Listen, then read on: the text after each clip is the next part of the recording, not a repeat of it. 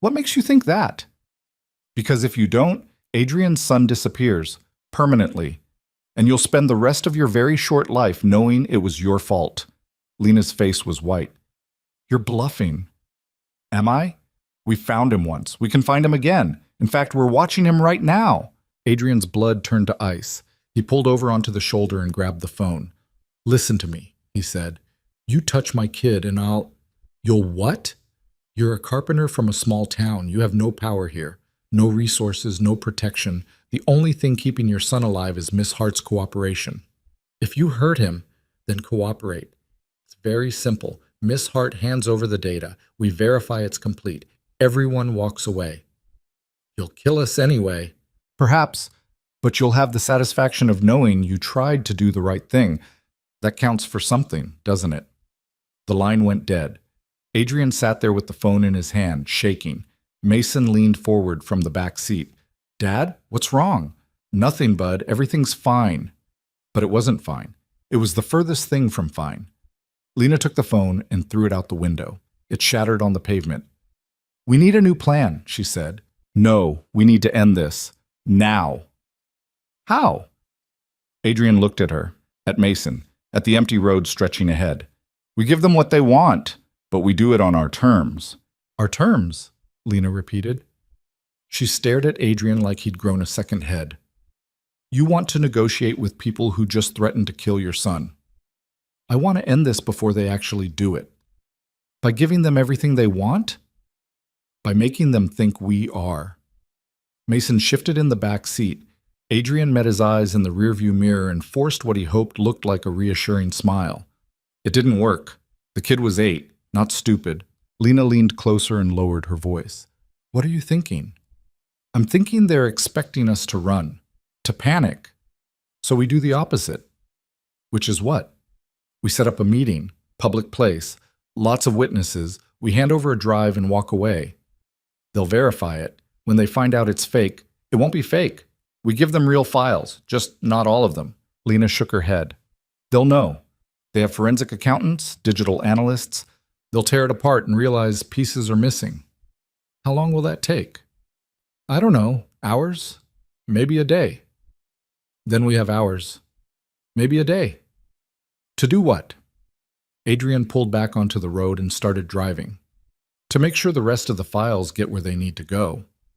We already set up the auto release, which they probably know about, which means they're already working on stopping it. So what's your plan? Mail hard drives to every newspaper in the country? Something like that. Lena was quiet for a moment, thinking, it could work if we're fast, if we're lucky. I'll take lucky. We'd need to physically deliver copies. Can't trust email or cloud storage. They're probably monitoring everything. So we hand deliver, drive to different cities, drop them with people who can use them. That takes time we don't have. Then we make time. Mason spoke up from the back. I can help. No, Adrian said immediately. Why not? I'm already involved. You're 8. So, I'm smart. Lena said so. Lena glanced back at him. He's right. About being smart, I mean. He's also a child. I'm not a baby, Dad. I didn't say you were. Then let me help. Adrian wanted to say no. Wanted to put Mason on a bus heading far away from this mess. But he also knew that ship had sailed the moment Vault Dynamics sent that photo. Mason was already a target. Keeping him close was the only way to protect him. Fine, Adrian said. But you do exactly what I say. No arguments. Okay. I mean it, Mason. I know. I promise. Lena pulled out the burner phone Adrian had bought and started making calls. First to a lawyer she knew from grad school. Then to a journalist who'd tried to interview her months ago. Then to someone at the FBI field office in Portland. Most didn't answer. The ones who did sounded skeptical or scared or both. But Lena was persistent. She explained enough to hook their interest without revealing where she was or what she was planning. By the time they crossed into Washington state, she'd lined up 3 potential allies. Not much, but better than nothing. The lawyer can meet us in Seattle tomorrow morning, Lena said. The journalist wants proof before she'll commit. The FBI agent said to turn myself in. Are you going to? Turn myself in, No. They'll bury me in red tape while Vault Dynamics destroys evidence. So Seattle first. Yeah. Adrian checked the fuel gauge. They had half a tank, enough to get them another 100 miles maybe. We need to stop, he said. Get gas, food. Let Mason stretch his legs. Stopping is dangerous. So is running on empty. Lena didn't argue. They pulled off at the next exit and found a truck stop with a diner attached. Adrian filled the tank while Lena took Mason inside. He watched them through the window, Lena walking with one hand on Mason's shoulder, Mason looking up at her and saying something that made her smile. They looked like a family. The thought hit Adrian harder than it should have. He finished pumping and went inside. Found them in a booth near the back. Mason had a grilled cheese and Lena was picking at a salad she clearly didn't want. Adrian slid in next to his son. Everything okay? Mason was telling me about his volcano project, Lena said. We still need to finish it, Mason said. It's due next week. We'll figure it out, bud. Lena said she'd help, remember? Adrian looked at Lena. She was staring at her salad like it held answers to questions she hadn't asked yet. Yeah, Adrian said. I remember. They ate in silence for a while. The diner was half full with truckers and travelers who didn't look twice at them, just another family on a road trip. Nothing suspicious. Adrian's phone buzzed. The burner, not his real one. He'd turned that off hours ago. Unknown number. He showed it to Lena. She nodded. He answered and put it on speaker, angling it so Mason couldn't hear. Yeah? The same smooth voice from before. Mr. Cole, I hope you're taking my warning seriously. I'm listening. Good, then let's discuss terms. I'm not discussing anything until I know my son is safe. He's perfectly safe, as long as you cooperate. Define cooperate. Miss Hart returns all copies of the stolen data, every file, every backup. In exchange, you and your son walk away unharmed. And Lena? That depends on her level of cooperation. Not good enough. I'm afraid you don't have much negotiating power here. Adrian leaned forward. Here's what's going to happen. We're going to set up a meeting, public place, neutral ground. Lena brings the drive. You verify it's what you want. We all walk away. And if the data is incomplete, then we have a problem. But if it's complete, you leave us alone, permanently. The man on the other end laughed. You think it's that simple? I think you want those files more than you want us dead. Otherwise, you would have killed us already. Silence. Long enough that Adrian thought the call had dropped. Then, where and when? Seattle, Pike Place Market, tomorrow at noon. Very public. That's the point. Fine. But Mr. Cole, if you're planning something clever, remember that we can reach your son anytime we want. And next time, we won't be so polite about it. The line went dead. Adrian set the phone down and realized his hands were shaking. Lena reached across the table and squeezed his wrist. You did good, she said quietly. I just painted a target on all of us. We already had one. Yeah, but now they know where we'll be, which gives us control. We pick the location, the time, the terms. Or we walk straight into a trap. Probably both. Adrian wanted to laugh or scream or both. Instead, he picked up his coffee and drank it even though it had gone cold. Mason finished his sandwich and looked between them. Are we going to Seattle? Yeah, bud. I've never been to Seattle. It's nice. You'll like it. Will there be bad guys there? Adrian hesitated. Lying to Mason felt wrong, but so did telling him the truth. There might be, he said finally, but Lena and I are going to make sure you're safe, okay? Okay. You trust me? Yeah. Good. Because I need you to be brave tomorrow. Can you do that? Mason nodded. He looked scared but determined, just like his mother used to look before she'd do something that terrified her. They got back in the truck and drove through the night. Adrian took the first shift while Lena and Mason slept in the back seat, curled up against each other like they'd been doing it for years. Adrian drove and thought about the life he'd built after his wife died. The careful routine, the emotional distance, the way he'd turned himself into a machine that worked and ate and slept and repeated. And then Lena had called and everything had cracked open. He didn't regret it. Even with everything spiraling out of control, even with Mason in danger, he didn't regret it. Because for the first time in 3 years, he felt something other than numb. They reached Seattle around 3 in the morning. The city was quiet, streets wet from recent rain. Adrian found a motel on the outskirts that took cash and didn't ask questions. The room had 2 beds and smelled like cigarettes and cleaning solution. Mason collapsed onto one bed fully clothed and was asleep in seconds. Adrian and Lena sat at the small table by the window. She had the laptop open, fingers flying across the keyboard. "What are you doing?" Adrian asked. "Making sure the auto-release is still active. They've tried to breach the servers twice in the last hour." "Did they get in?" "No, but they're getting closer." "How much time do we have?" "Best case, 12 hours. Worst case, they're already in and I don't know it yet." Adrian rubbed his face. "We should sleep." "I can't." "You need to." "I'll sleep when this is over." "Lena." She looked at him. Her eyes were red and exhausted, and something else he couldn't name. "What if this doesn't work?" she asked quietly. "Then we try something else. And if that doesn't work, then we keep trying until something does." "You make it sound so simple." "It's not simple. It's just the only option we have." Lena closed the laptop and leaned back in her chair.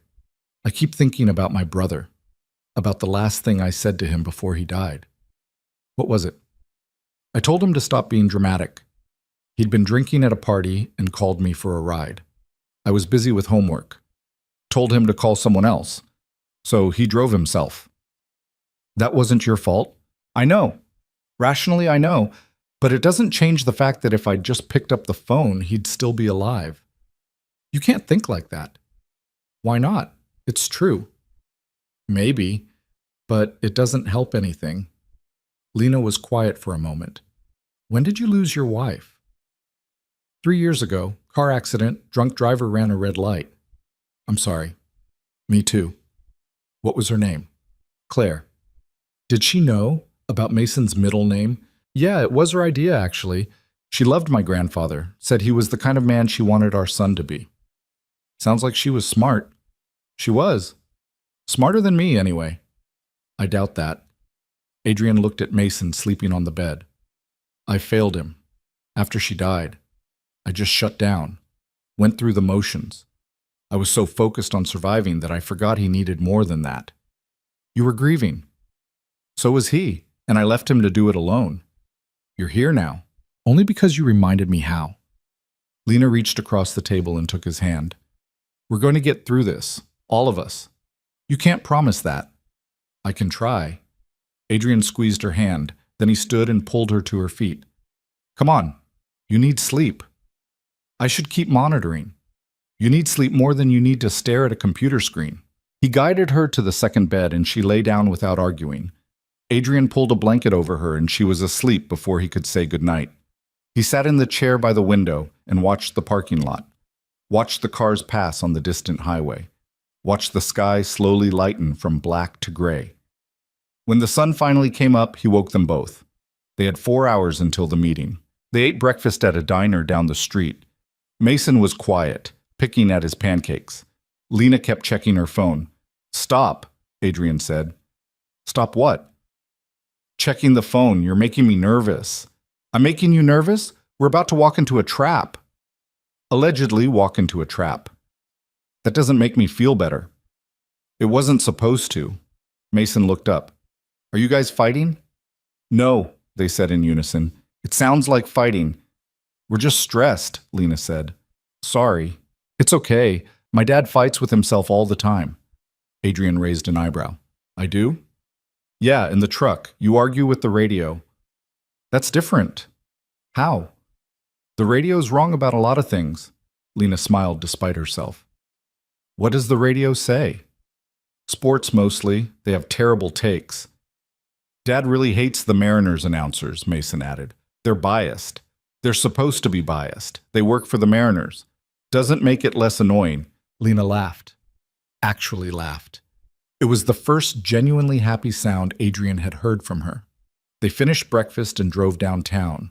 Pike Place Market was already crowded with tourists and locals. Fishmongers shouted, street performers played music. The smell of coffee and flowers filled the air. Adrian found parking 3 blocks away. They walked to the market together, Mason between them holding both their hands. "Remember the plan?" Adrian asked quietly. Lena nodded. I hand over the drive. They verify it. We walk away. And if something goes wrong, you take Mason and run. Don't look back. I'm not leaving you. Yes, you are. That's the plan. Plans change. Adrian, I'm not arguing about this. They reached the market. Adrian scanned the crowd, looking for faces that didn't fit.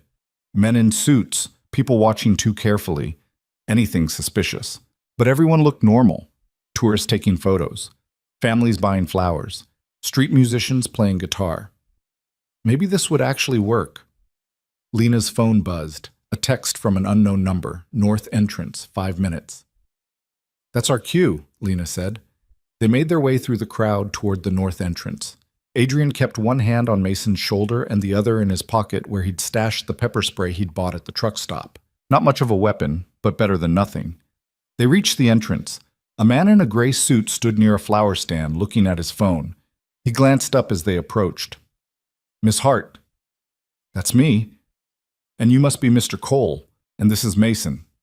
The way he said Mason's name made Adrian's skin crawl. Too familiar, too threatening. Where's the drive? The man asked. Lena pulled it from her pocket. Small, black, innocuous.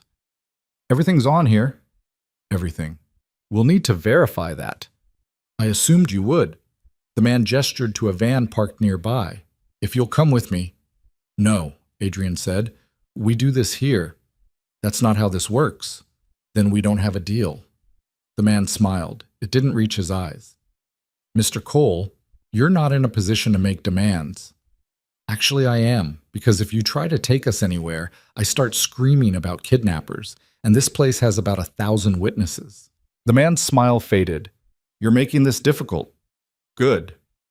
They stood there in a standoff while people flowed around them. The man finally pulled out a laptop from his bag and held out his hand for the drive. Lena gave it to him. He plugged it in and started clicking through files. His expression gave nothing away. Adrian felt sweat running down his back despite the cool morning air. Mason pressed closer to his side. After what felt like an hour but was probably 3 minutes, the man looked up. This is incomplete. What? Lena said. Files are missing. Entire sections of data. That's impossible. I copied everything. Apparently you didn't. The man's hand moved toward his jacket. Adrian didn't think. He grabbed Mason and shoved him behind his back. Don't, Adrian said. Relax, Mr. Cole. I'm just making a phone call. But Adrian saw what was in the man's jacket when it fell open. A gun. Small. Black. Very real. The man pulled out his phone and dialed, spoke quietly. Adrian couldn't hear what he was saying, but the tone was clear. This wasn't going well. The man hung up and looked at Lena. My employer would like to speak with you. In person. Not happening, Adrian said. Then your son gets hurt, right here, right now. There are cops everywhere. You won't get 3 feet. You'd be surprised what we can get away with. Adrian was about to respond when he heard sirens. Close. Getting closer. The man heard them too. His expression shifted from confident to concerned. What did you do? He asked Lena. Insurance policy, she said. 3 police cars pulled up to the market entrance. Officers got out, hands on their weapons. The man in the gray suit looked at the drive, then at Lena, then at the approaching police. This isn't over, he said. Then he turned and disappeared into the crowd. Adrian grabbed Lena's hand. We need to go. Now. They ran. Through the market, down side streets, through alleys. Mason kept up without complaining. Lena led them to a parking garage where she'd stashed a rental car that morning without telling Adrian. When did you do this? He asked. While you were sleeping. Figured we'd need a backup. You're terrifying. I know. They climbed in and Lena drove. Fast, but not reckless. Out of downtown and onto the highway, heading south. Where are we going? Adrian asked. Anywhere but here. The police were a distraction. I called in an anonymous tip about a suspicious person. Bought us time. That was smart.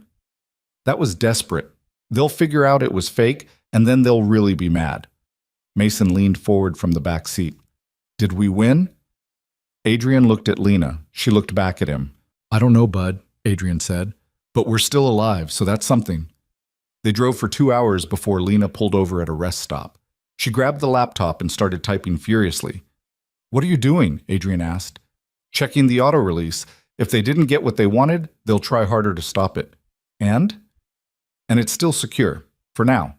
We have maybe 6 hours before it goes live. Then what? Then everyone knows what Vault Dynamics has been doing, and they can't stop it. They can still come after us. Not if we disappear. Adrian looked at Mason, at Lena, at the empty highway stretching in both directions. I'm tired of running, he said. What's the alternative? We finish this, tonight. We make sure those files get out. And then we make sure Vault Dynamics knows that if they come after us again, the whole world will know who they are and what they've done. Lena stared at him. That's either the bravest thing I've ever heard or the stupidest. Probably both. She almost smiled. Then she kissed him, hard and fast and desperate. When they broke apart, Mason was watching with wide eyes. Gross, he said. Sorry, bud. Are you guys boyfriend and girlfriend now? Adrian didn't know how to answer that. Lena did. Yeah, she said. I think we are. Okay. Can we get food? I'm hungry.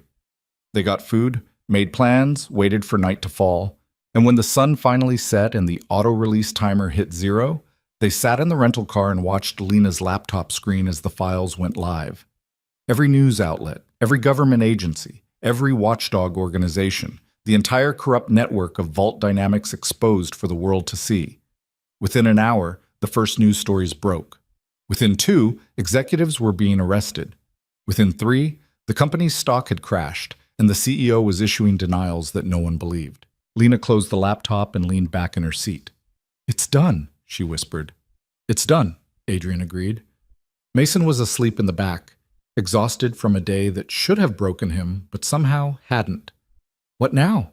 Lena asked. Adrian looked at her, at the woman who'd called him in the middle of the night and changed everything. Now we go home, he said. I don't have a home. Yes, you do. If you want it. Lena looked at him for a long moment. Then she started the car and drove. Not south, not east, not away. North. Toward Blackwater Ridge, toward the blue house by the lake, toward whatever came next. Together. They didn't make it back to Blackwater Ridge that night. Exhaustion caught up with them somewhere outside Olympia, and Adrian pulled into a rest stop before he drove them off the road. Mason was already asleep in the back, clutching the book Lena had given him like a lifeline. Lena had her eyes closed, but Adrian could tell she wasn't sleeping. Her breathing was too controlled, too deliberate. You okay? He asked quietly. I don't know yet. Fair enough. Is it always like this, after something big happens? Adrian thought about the days after Claire's funeral, the strange emptiness that followed the chaos, the way normal life kept insisting on happening even when the world felt fundamentally broken. Yeah, he said. Pretty much. Does it get easier? Not easier, just different. Lena opened her eyes and looked at him. I don't know how to do this. Do what? Stop running. Stay in one place. Be a person again. Adrian reached over and took her hand. Neither do I. We'll figure it out together. What if I'm terrible at it? Then you'll be terrible at it, but you'll be terrible at it here, with us. She squeezed his hand and closed her eyes again. This time she actually slept. Adrian stayed awake, watching the headlights pass on the highway and thinking about everything that had changed in 2 weeks. A phone call, a doc, a woman with secrets and a backpack full of cash. And now here he was, holding her hand in a rest stop parking lot while his son slept in the back seat and the news cycle tore apart a corrupt company piece by piece. Life was strange that way. You could spend years building walls around yourself, telling yourself you were fine, you were handling it, you were doing what needed to be done. And then someone would show up and knock those walls down without even trying. He wasn't sure if that was good or bad yet. But he knew it was real. They drove the rest of the way in the morning. Mason woke up asking about breakfast and whether they could stop at the donut place near home. Adrian said yes before he could think better of it. Some things were worth the sugar crash. The blue house looked exactly the same when they pulled up. 2 stories of weathered siding, dark windows. The dock visible behind it, solid and new against the gray water. Lena sat in the car staring at it like she was seeing it for the first time. You don't have to stay here, Adrian said. We can find somewhere else. Somewhere without memories. No, I want to stay. I just need a minute. Mason unbuckled and leaned forward. Can I go look at the dock? Stay where I can see you. Okay. He ran off toward the water. Adrian and Lena sat in the quiet car. They're going to keep looking for me, Lena said finally. The company's falling apart, but there are still people who want revenge, who want to make sure I can't testify. Let them look. Adrian, I'm serious. You've got the FBI involved now, reporters watching. The whole thing's public. They can't touch you without making it worse for themselves. You don't know that. No, but I believe it, and I think you should too. Lena looked at him. When did you get so optimistic? About 2 weeks ago, right around the time a stranger offered me $15,000 to rebuild a dock in the middle of the night. She laughed. Actually, laughed. That was a terrible decision on my part. Probably the best one you ever made. We'll see. They got out and walked down to where Mason was testing the boards with his feet, jumping on them to see if they'd hold. It's strong, he announced. It better be. I built it. Can we fish off it? You know how to fish? No, but I could learn. Adrian looked at Lena. She shrugged. I guess you could learn, Adrian said. Mason grinned and went back to jumping on the boards. Lena stood at the edge, looking out at the water. I used to be afraid of lakes, she said quietly. After my brother died. Couldn't go near them without feeling sick. And now? Now I live next to one. Funny how that works. You think he'd be proud of you for what you did? Lena was quiet for a long moment. I think he'd tell me I was an idiot for getting involved in the first place. But yeah, maybe he'd be proud too. Adrian put his arm around her shoulders and she leaned into him. They stood like that watching Mason play and the water lap against the dock posts until the cold drove them inside. The next few weeks were strange, quiet in a way that felt almost wrong after everything that had happened. Lena gave her testimony to federal investigators. Adrian went back to work, taking small jobs around town while keeping his phone close in case Lena needed him. Mason went back to school and told everyone his dad's girlfriend was a genius who'd taken down a billion-dollar company. Half the kids didn't believe him. The other half thought it was the coolest thing they'd ever heard. Sarah called Adrian one night demanding the full story. He gave her the abbreviated version over coffee while Mason showed Lena his finished volcano project in the other room. You're dating a whistleblower, Sarah said. Technically, I'm dating a former financial analyst who happened to find evidence of massive fraud. That's the same thing. Is it, though? Sarah shook her head. You always did have a gift for understatement. One of my many talents. How's Mason handling it? Adrian glanced toward the living room where he could hear Lena explaining something about baking soda ratios and Mason's delighted laughter. Better than me, honestly. He loves her. And you? I love her too. You sure? Because this is fast, Adrian. Really fast. I know. And you're okay with that? Adrian thought about it. About Claire and the 3 years he'd spent half alive. About the phone call that had changed everything. About Mason laughing in the other room like he'd forgotten what it felt like to be scared.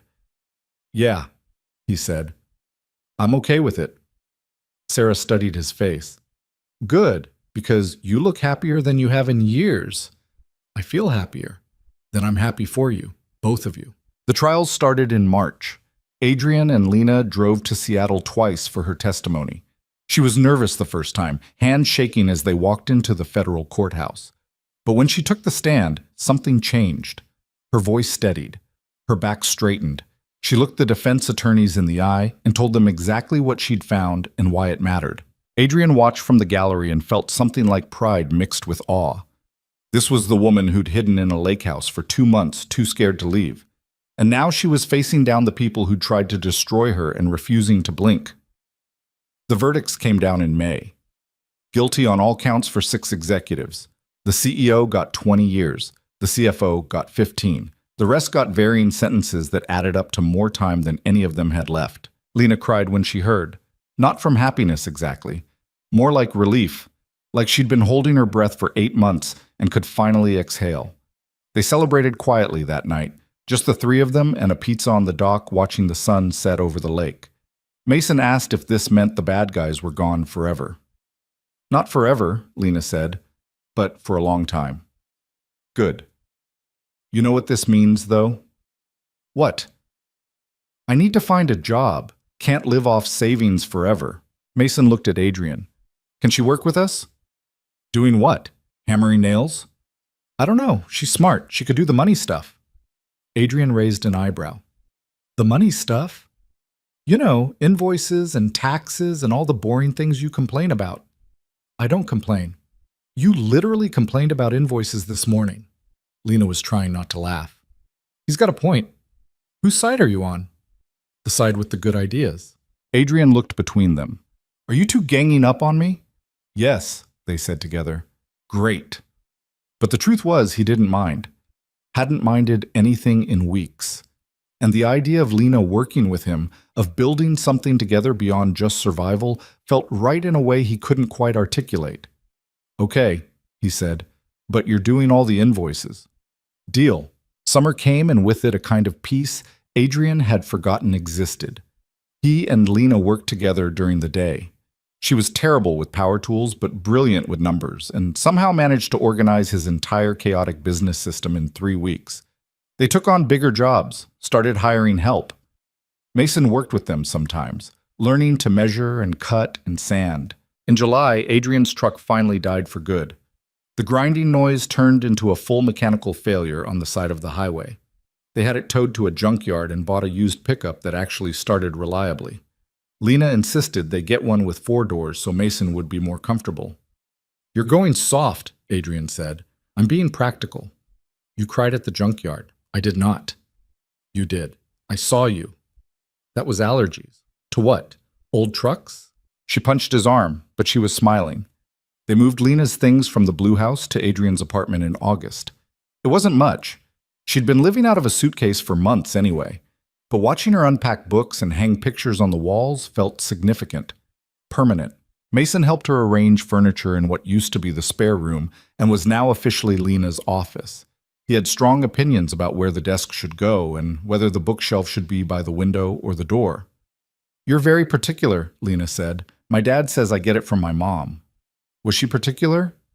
About some things. She always wanted the coffee mugs arranged by color. Dad still does it that way. Lena glanced at Adrian. He shrugged. Old habits, he said. That night after Mason went to bed, Lena found him in the kitchen rearranging the mugs. Red, orange, yellow, green, blue. You don't have to keep doing that, she said quietly. I know. But you want to. Yeah. Can I ask why? Adrian set down the blue mug and turned to face her. Because it reminds me that she existed, that we were happy, that before everything went wrong, we had something good. And you think I'll be upset about that? I don't know. Some people would be. Lena walked over and wrapped her arms around him. I'm not some people, and I would never ask you to forget her. Even though I'm here now, even though we're together. She was important to you. She gave you Mason. That matters. Adrian held her tight and felt something in his chest loosen, some fear he'd been carrying without realizing it. Thank you, he whispered. For what? For understanding. Always. September brought Mason's 9th birthday. They threw a party at the Blue House with half his class and too much cake. Lena had spent a week planning games and decorations. Adrian had built a wooden swing set by the lake that Mason and his friends immediately claimed as a fort. Watching Lena coordinate a dozen sugar-high 9-year-olds with the same calm efficiency she'd used to take down a corrupt corporation was something Adrian would remember forever. She was terrifying and impressive, and he'd never loved her more. Later, after the kids went home and they were cleaning up, Mason came over with something hidden behind his back. I have a question, he said. Shoot, Adrian said. Is Lena going to stay forever? Adrian looked at Lena. She looked back at him. I hope so, Adrian said. Why? Because I made her something and I don't want to give it to her if she's going to leave. What did you make? Mason pulled out a picture frame. Inside was a drawing of the 3 of them on the dock, stick figures with huge smiles. Above it, he'd written in careful letters, My family. Lena's eyes filled with tears. You made this for me? She asked. Yeah, is it okay? I know you're not technically my mom, but you kind of feel like it, so I thought maybe... Lena pulled him into a hug so tight he squeaked. It's more than okay. It's perfect. So you're staying? Yeah, I'm staying. Good. Adrian watched them and felt his own eyes burn. 3 years ago, he'd been convinced he'd never feel whole again. that the best he could hope for was getting through each day without falling apart. And here he was watching his son hug the woman who'd stumbled into their lives and somehow made them a family again. October was when Adrian started thinking about the future in concrete terms. Not just tomorrow or next week, but months and years ahead. He and Lena were lying in bed one night when he asked the question that had been circling his brain for weeks. "Do you ever think about having kids?" Lena turned to look at him. "Where's this coming from?" "I don't know, just thinking." "About me having kids?" "About us having kids? Maybe. Someday. We already have Mason." "I know, but I mean another one. A baby." Lena was quiet for a moment. "I used to think about it, before everything happened. But I always figured I'd have time. And now? Now I'm 30 and dating a single dad and trying to figure out how to live a normal life after spending 8 months in hiding. A baby feels complicated." "Everything's complicated. That's true. But is it something you'd want eventually?" Lena rolled over to face him fully. "Are you asking because you want another kid or because you think I want one?" "Both, maybe." "Adrian, okay, fine, I want one. I want to do it right this time, be present from the start. Not just surviving, but actually living. You were a good dad to Mason, even when you were grieving." "I was an okay dad. I want to be better." Lena touched his face. "You're already better." "So is that a yes?" "That's a maybe. Ask me again in a year." "Deal." They kissed, and Adrian felt the future stretch out ahead of them, full of possibility instead of dread. It was a new feeling, a good one. November brought the first snow. Mason had never seen a real snowfall before, just the occasional dusting that melted by noon. But this was the kind that stuck. 3 inches overnight that turned the lake house property into something from a postcard. Mason dragged them outside at dawn to build a snowman. Lena found a carrot in the fridge for the nose, and Mason used rocks for the eyes. Adrian contributed his old baseball cap. "He looks good," Mason declared. "He looks like he's seen things," Lena said. "All the best snowmen have." They had a snowball fight that left all 3 of them soaked and freezing. Adrian started a fire in the fireplace while Lena made hot chocolate. Mason sat between them on the couch, wrapped in blankets, completely content. "This is the best day ever," he said. Adrian looked at Lena. She was smiling at him over Mason's head. "Yeah," Adrian said, "it really is." December arrived faster than expected. Mason's volcano project won 2nd place in the science fair. Lena's testimony helped convict 2 more executives who'd tried to flee the country. Adrian landed a contract to restore 3 historic homes downtown. Everything was clicking into place in a way that felt almost too good to be real. But it was real. Adrian checked every day.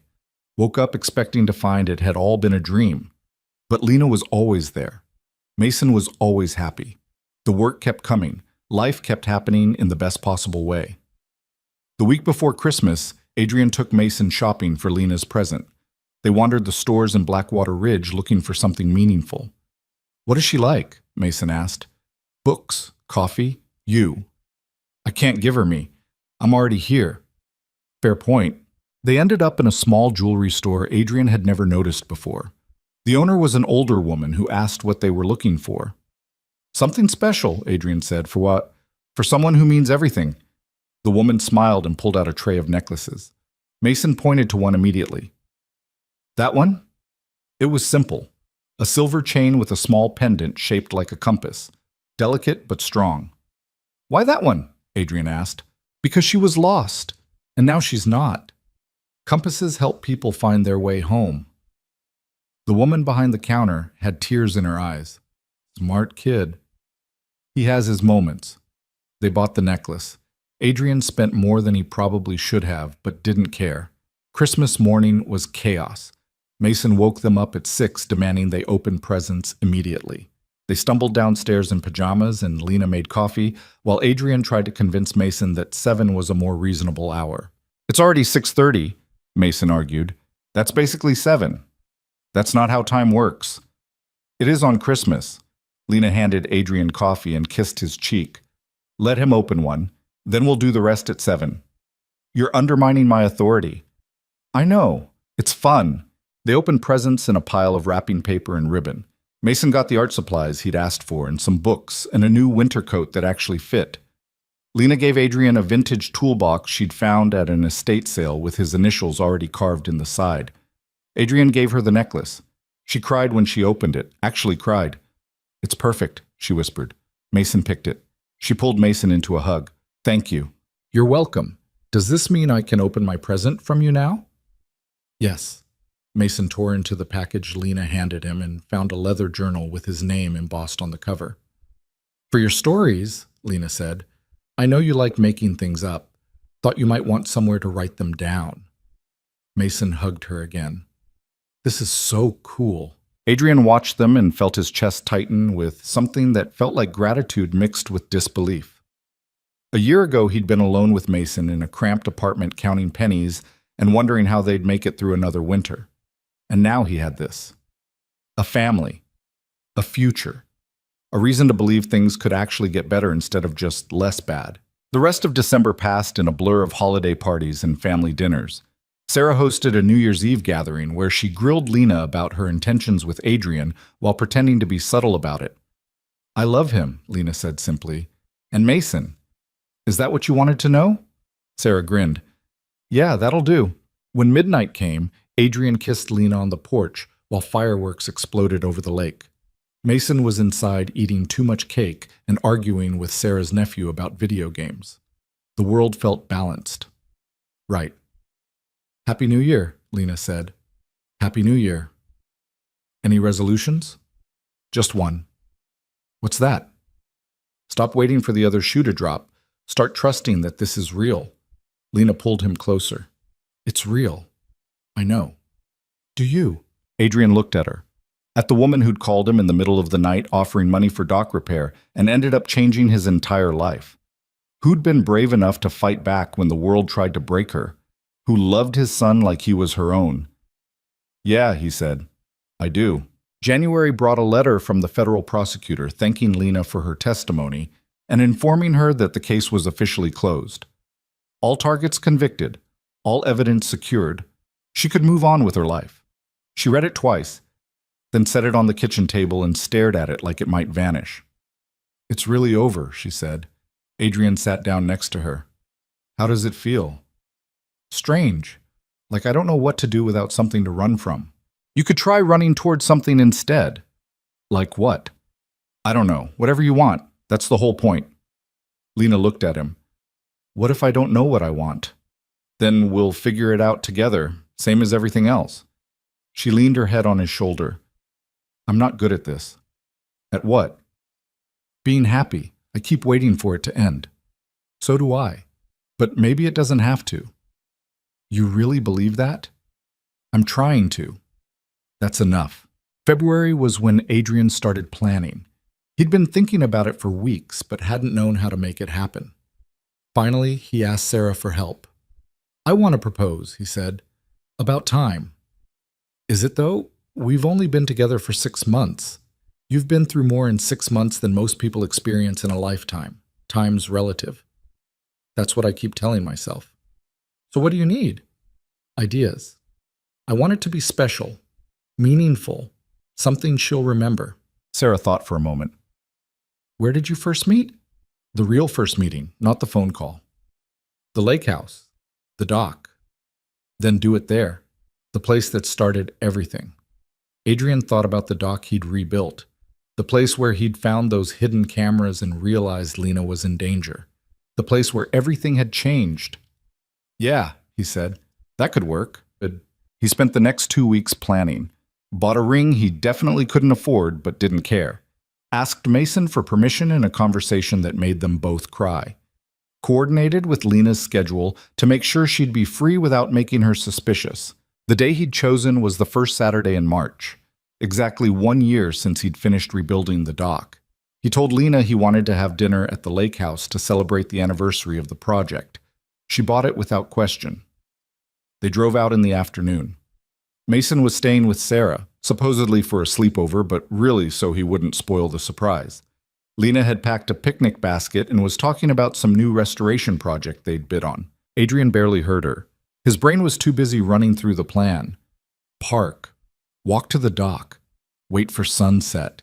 Say the words he'd been rehearsing for days. Hope she said yes.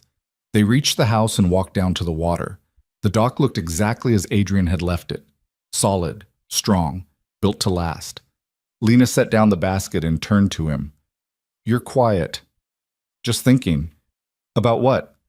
"About how different everything is from a year ago." She smiled. "Yeah, it's been quite a year." "Do you regret any of it?" "Regret what? Getting you involved in my mess?" "All of it. The running, the fear, everything." Lena was quiet for a moment. "I regret that people got hurt, that you and Mason were in danger because of me. But regret meeting you? Regret what we've built? No, never." "Good." "Why?" Adrian took a breath and pulled the ring from his pocket. Lena's eyes went wide. "Because I want to keep building," he said, "with you, for as long as you'll have me." "Adrian, I know it's fast. I know we've only been together 6 months. I know there are 1,000 reasons to wait, but I don't want to wait. I want to marry you. I want to wake up next to you every morning and build a life together and maybe have another kid someday if you're still thinking about it. I want all of it, with you." Lena was crying.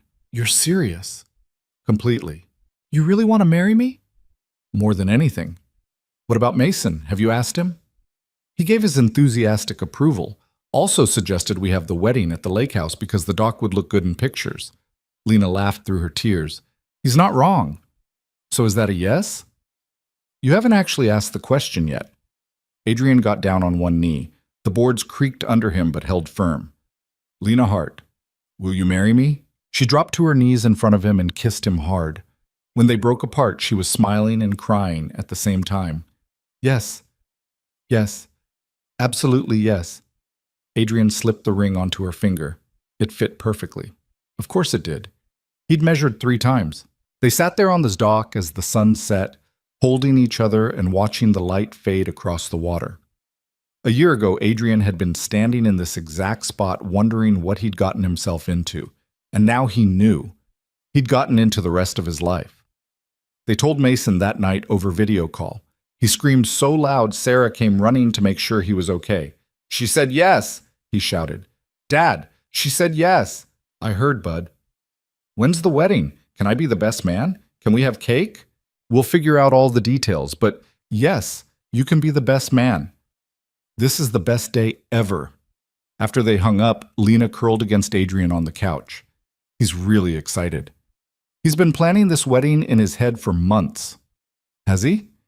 He made a list, very detailed. I'm pretty sure he has opinions about flowers. Lena laughed. Of course he does. They got married in June at the lake house like Mason had suggested. Small ceremony, just close friends and family. Sarah was Lena's maid of honor. Mason was indeed the best man and took his duties very seriously. He'd written a speech that made everyone cry and laugh in equal measure. Adrian stood on the dock he'd built and watched Lena walk toward him in a simple white dress with flowers in her hair, and thought about everything that had led them here. The phone call, the fear, the running, the choice to fight back instead of hide, the slow building of trust and love and family. Life wasn't a straight line from broken to whole. It was messy and complicated, and sometimes you had to lose everything to realize what actually mattered. But standing there watching the woman he loved promise to spend her life with him, Adrian thought maybe the mess was worth it. Maybe the pain and fear and uncertainty had been necessary to get them to this moment. Or maybe he was just lucky. Lucky that Lena had called. Lucky that he'd said yes. Lucky that they'd both been brave enough to try. When the officiant said they could kiss, Adrian pulled Lena close and kissed her like they weren't surrounded by people. Like it was just them and the lake and the dock that had started everything. Mason cheered. Everyone else joined in. And Adrian thought this was what healing looked like. Not forgetting the past, but building something new on top of it. Not pretending the pain hadn't happened, but choosing joy anyway. They danced on the deck as the sun set. Mason requested 3 songs in a row and Lena indulged him every time. Adrian watched them spinning and laughing and felt something settle in his chest, something that had been unsettled for 3 years. Later, after everyone left and Mason had fallen asleep in the guest room, Adrian and Lena walked out to the dock one more time. The water was calm, the stars were out. Everything felt possible. You ever think about that first night? Lena asked. When I called you. All the time. Do you wish I hadn't? Never. You changed my life. You changed mine too. They stood there holding each other, and Adrian thought about all the ways a life could break and heal and break again, about how you could spend years just surviving and call it living, about how sometimes the scariest thing was letting yourself hope for more. But hope was what had brought them here. Hope, and a phone call, and a rotted dock, and the choice to help someone even when it made no sense. A year and a half ago, Adrian had been drowning. Now he could breathe again, and that was worth everything. The months that followed were ordinary in the best way. Mason started 4th grade. Lena launched her own consulting firm helping small businesses with financial planning. Adrian's contracting company grew until he had to hire 2 full-time employees. They sold Adrian's old apartment and moved into the lake house permanently, fixed up the spare rooms, planted a garden, made it theirs. In October, Lena came home from the doctor with news that made Adrian's hand shake and his heart race. I'm pregnant, she said quietly. You're serious? Very. But we weren't trying. I know, surprise. Adrian picked her up and spun her around even though she protested. When he set her down, he was crying. This is really happening, he said. Yeah, this is really happening. They told Mason that night over dinner. His reaction was immediate and enthusiastic. I'm going to be a big brother? You already are a big brother, Lena said. But yeah, you'll have a younger sibling. Do we know if it's a boy or girl? Not yet. Can we name it something cool like Rex or Nova? We'll consider all suggestions. Mason started making a list immediately. Adrian watched Lena's hand drift to her stomach, protective and gentle. You okay? He asked later. I'm terrified. Me too. What if something goes wrong? Then we deal with it, together. What if I'm terrible at this? You won't be. You don't know that. Actually, I do. I've watched you with Mason. You're going to be amazing. Lena leaned against him. I hope you're right. I usually am. That's not true at all. Fine. But I'm right about this. Their daughter was born in May on a rainy afternoon that reminded Adrian of the night he'd first driven to the lake house. Lena's labor was long and difficult and terrifying, and when it was finally over and they placed the baby in her arms, Adrian thought his heart might actually explode. She's perfect, Lena whispered. Yeah. What should we call her? They'd been debating names for months. Mason had contributed approximately 50 suggestions, most of which were rejected immediately. But standing there looking at his daughter, Adrian knew exactly what her name should be. Claire, he said quietly, after her big brother's mom, if that's okay. Lena looked at him with tears streaming down her face. That's more than okay. Mason met his sister that evening. He held her carefully, like she might break, and stared at her with wonder. She's so small, he said. You were that small once, Adrian said. Really? Really? Did you hold me like this? All the time. Mason looked up at Adrian. Are you going to love her more than me? Adrian's chest tightened. No, bud. Never.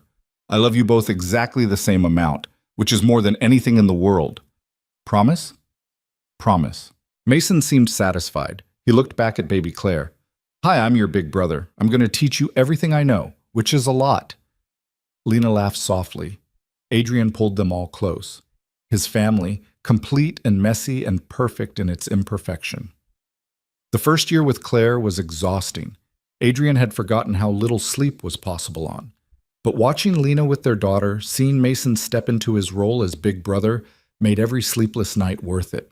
Life settled into a new rhythm. Work and school and diaper changes and family dinners. Mason taught Claire to laugh. Lena taught Mason to cook. Adrian taught them both that sometimes the most important thing you could do was show up and try. On their second anniversary, they went back to the dock. Sarah watched both kids. Adrian and Lena sat on the boards and watched the sunset just like they had the night he proposed. You ever miss it? Adrian asked. Miss what? The adrenaline, the running, the feeling that everything mattered. Lena thought about it. Sometimes. But then I remember what I was running from, and I look at what I have now, and I realize this matters more. Even when it's boring, especially when it's boring. Boring means safe. Boring means no one's trying to kill us. I'll take boring any day. Adrian kissed her. I love you. I love you too. Thank you. For what? For calling me that night, for trusting me, for choosing to stay. Thank you for answering, for helping, for giving me a reason to stop running. They sat there as the stars came out, and Adrian thought about how far they'd come. From fear to peace, from surviving to living, from broken to whole. It hadn't been easy. There had been setbacks and fights, and moments when they'd both wondered if they'd made a mistake. But those moments had been outnumbered by the good ones. The laughter and love and small, ordinary miracles that made up a life. Mason was 10 now, confident and kind and exactly the person Adrian had hoped he'd become. Claire was learning to walk, stumbling around the house with determination that reminded Adrian of Lena. And Lena herself had transformed from the scared woman hiding at the end of a gravel road into someone strong and settled and home. Home. That was the word that mattered. Not a place, but a feeling.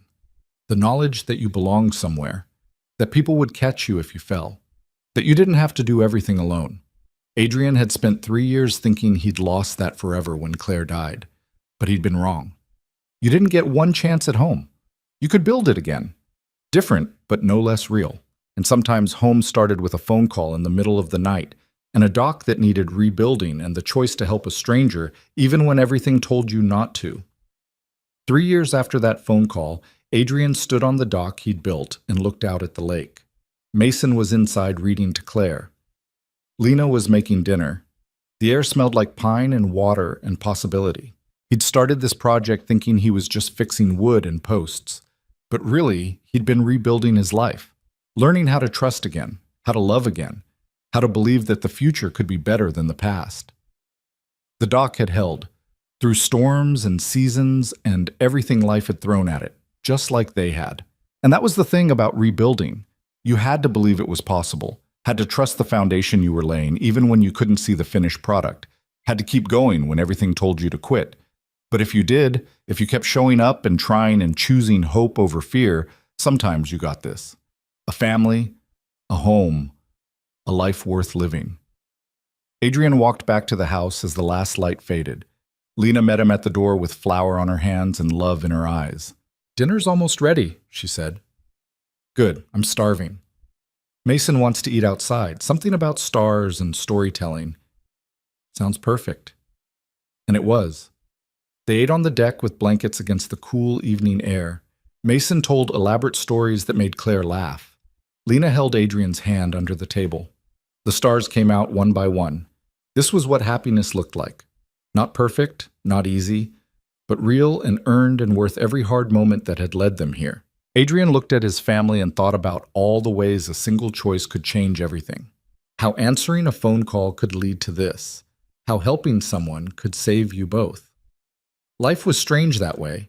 You thought you were building a dock, but really you were building a future. You thought you were just surviving, but really you were learning how to live again. And sometimes, if you were very lucky, you got a second chance. Not to erase the past, but to honor it by building something new. Something that acknowledged the pain but chose joy anyway. Adrian squeezed Lena's hand. She squeezed back. They'd made it. Through the fear and danger and uncertainty, through the rebuilding and healing and learning to trust. They'd made it home. And that was everything.